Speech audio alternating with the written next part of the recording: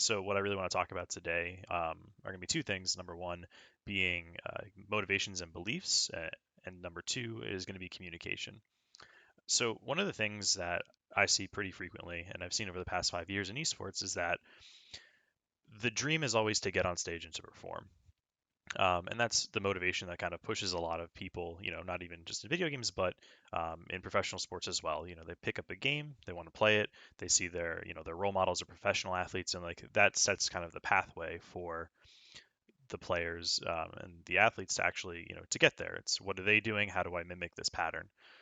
Something that doesn't necessarily get addressed, being that, a lot of these people are so young, is you know how that motivation evolves over time and how those belief systems need to be kind of reevaluated as we go through the growth process for players and athletes.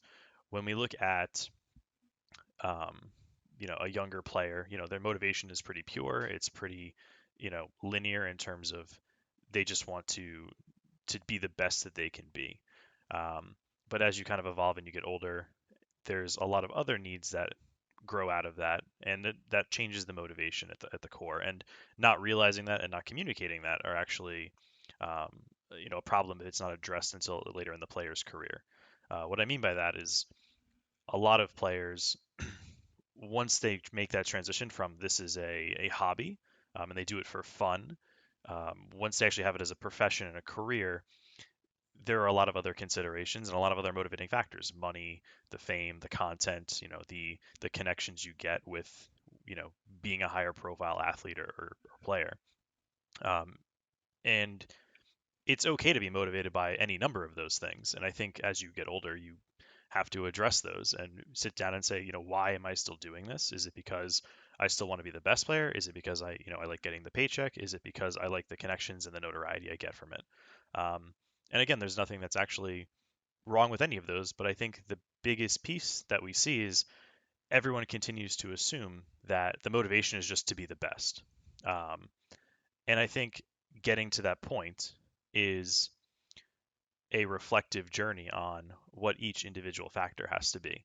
So you can say, I'm going to be the best I can be because that's going to get me to what I'm motivated for, which is now going to be maybe building a career as a streamer, building a wider investment so I can retire and have financial security. So again, the goal and the passion and those motivations all end up changing over time, and I think being aware of that and being cognizant of that um, is something that we really don't see enough.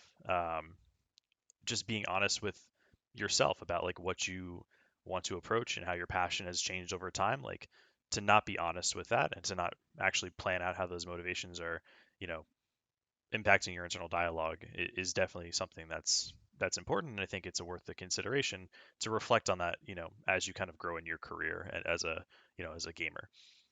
Number two is the communication. Is how do you actually manifest those internal needs and wants into the real world? Um, so it starts off as an internal dialogue of, why am I doing this? Why am I motivated? Um, and how do I then communicate those needs and wants to other parties that I'm involved with, my teammates, my managers, my organization.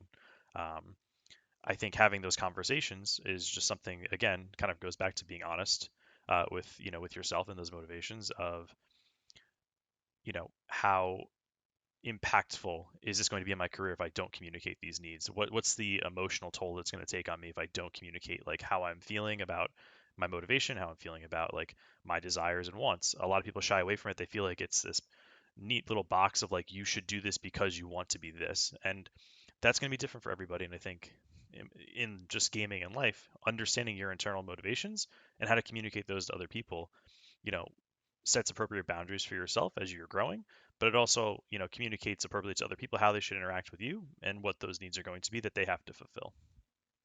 So overall, I would say a lot of people are going to talk about, how it's important to be focused, to be grinding, a lot of other factors that impact games. But I think one of the biggest pieces that is ignored is, that internal motivation and belief system and how you manifest that in the real world.